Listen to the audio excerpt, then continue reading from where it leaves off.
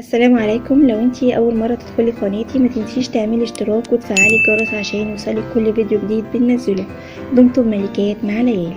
السلام عليكم ورحمة الله وبركاته. ازيكم ملكات ليالي، عاملين ايه؟ النهاردة هنتكلم عن لوشن او كريم مرطب قوي وفعال. قبل ما نتكلم عن كريمنا النهاردة او اللوشن بتاعنا النهاردة، عايزة افكركم بالاشتراك في قناتنا وصفات الجمال مع ليالي، ولو عجبكم الفيديو تعملوا لايك وشير عشان يوصل لاكبر عدد منكم، وتفعلوا الجرس عشان يوصلكم كل جديد بننزله. النهارده كلامنا عن لوشن هاند ميد طبيعي جدا، معمول بطريقة مميزة عاملاه دكتورة نور اللي هي شركة لورين.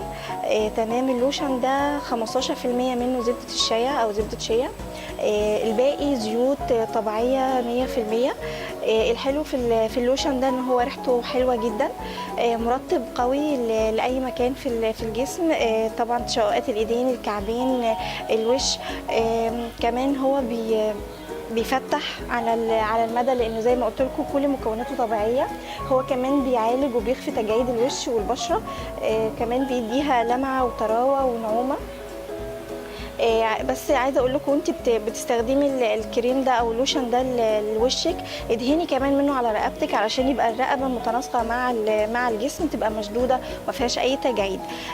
زي ما قلت لكم الكريم يستخدم بالنهار او بالليل عادي، ما فيهوش اي موانع خالص لو خرجتي بيه. زي ما قلت لكم كل مكوناته طبيعيه. استخدمي اللوشن ده حلو جدا. المميز كمان والجديد في اللوشن ده ان ريحته حلوه جدا، يعني كانه بتستخدميه لوشن معطر للجسم كله. استخدميه على اي منطقه في جسمك، هتحبيه جدا في الشتاء. والحاجات الحلوه اللي في الكريم ان هو ممكن كمان تستخدميه لطفلك او بنتك. الكريم تقيل شويه. تمام، باين كده قدامكم. طبعا لونه اصفر عشان فيه اكتر من 15 او ربعه بالظبط من مكوناته زبده شيا، الباقي كلها زيوت طبيعيه 100%. حبيت اكلمكم عن اللوشن ده عشان فعلا منتج هايل، ان شاء الله لما تجربوه يعجبكم، وتبعتوا لي بقى تجربتكم عن اللوشن ده. دمتم ملكات مع ليالي. ما تنسوش تشتركوا في قناتنا من هنا، وتشوفوا كل الفيديوهات القديمه من هنا.